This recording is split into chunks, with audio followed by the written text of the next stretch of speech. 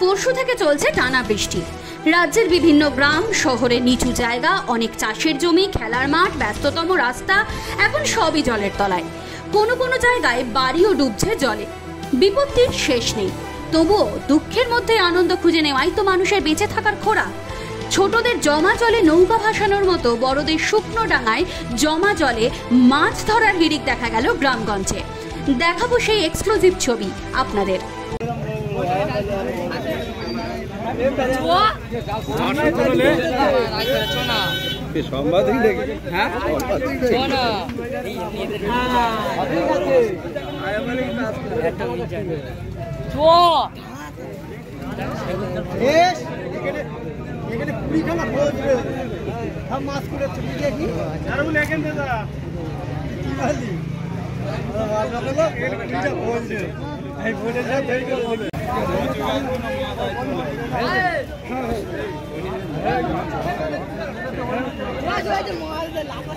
এবার তুই ফটো তুললি